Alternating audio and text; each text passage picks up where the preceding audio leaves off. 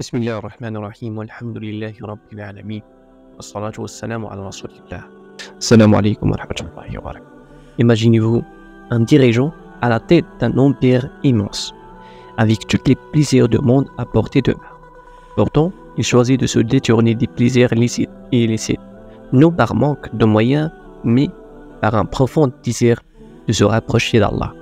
Cet homme, c'est Omar ibn al-Khattab radiyallahu anhu, le deuxième khalifa de l'islam, connu pour son ascétisme et sa piété. L'ascétisme, c'est se détourner volontairement des plaisirs de ce monde, même lorsqu'on peut les obtenir facilement. C'est un choix délibéré de simplicité et de modération pour élever son âme et se rapprocher d'Allah. Pourquoi est-il si important? Parce que les plaisirs attireront d'autres plaisirs. Et avant de s'en rendre compte, un dirigeant peut se retrouver piégé dans une quête sans fin de satisfaction, oubliant ses responsabilités et sombrant dans l'injustice. Alors, était-ce le cas pour Omar ibn al-Khattab? Demandez aux témoignage de l'époque. Talha ibn Ubaydillah disait: Omar n'était ni le premier à embrasser l'islam, ni le plus ancien immigré, mais il était celui qui renonçait le plus au bien de ce monde et aspirait le plus à l'au-delà. Omar ibn al-Khattab ne surpassait pas les autres compagnons par la longueur de ses prières ou la fréquence de ses jeûnes, mais par son détachement des plaisirs matériels. Imaginez Omar à la tête d'un empire s'étendant aux confins du monde, refusant un simple repas de manteau rôti, non par l'obligation, mais par choix. Ses vêtements, une tunique se vont rapiécer lors de pèlerinage et se contentait d'un pain réparé à plusieurs reprises.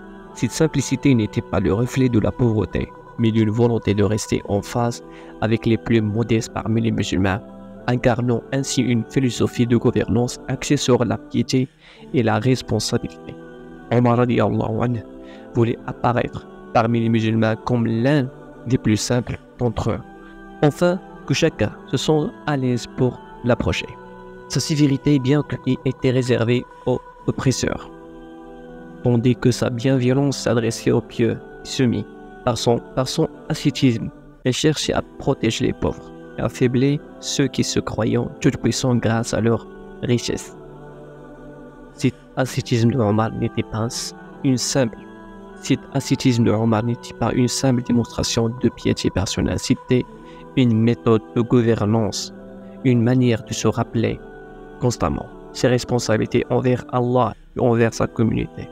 Il a montré que le véritable pouvoir ne réside pas dans l'accumulation des richesses, mais dans la capacité à s'en détacher pour servir les autres avec justice et équité. En suivant l'exemple d'Omar radiyallahu anhu, nous découvrons une philosophie de vie qui transcende dans le temps. Son ascétisme nous enseigne que le pouvoir véritable réside dans la maîtrise de soi et la dévotion à Allah. Que ce soit dans nos vies personnelles ou dans la gouvernance, le détachement des plaisirs éphémères nous guide vers un chemin de justice, de responsabilité, de proximité avec le Créateur. Wa sallallahu wa sallam ala nabiyyina Muhammad.